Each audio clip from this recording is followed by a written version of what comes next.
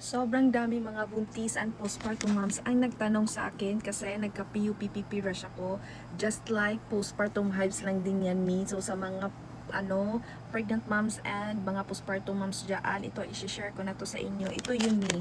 Ito yung Skin Mommy na oatmeal soap, this one, and this one is cocoa butter. Ito mild lang talaga sila, me.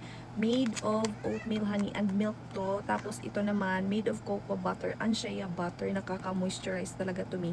Tapos itong oatmeal soap, mga 2 ligo ko lang, nag-dry na yung mga butlig-butlig, me, at nabawasan talaga yung kate, me. As in, nakatulog na ako. To think, 2 weeks talaga akong hindi pinapatulog ng PUPPP rush, me. As in, from Skin Mommy to me kasi nirecommend ng OB ko to.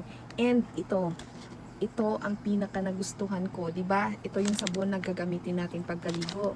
So ito naman kapag nangate, kapag umandar na yung kate, as in laking tulong talaga, recommend din ng OB ko to. Though may sinabi siya yung tag 2,000 plus, me, pero buti na lang ni-mention niya muna to. Sabi niya, before ka mag-try noon, ito na muna kasi para makatipid ba. Tapos kung di man humiyang sa akin, so magawa ko sa tag 2,000.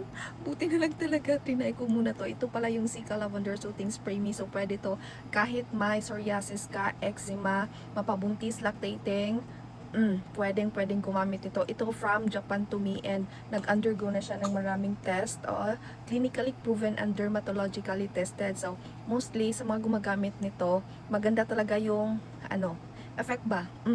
As in, nawawala talaga yung kate. Ito yung organic skin na Cica Lavender Soothing Spray. Pwede sa ating mukha, pwede din sa ating body. As in, nakatulong talaga. As in, nakakawala talaga ng kateme.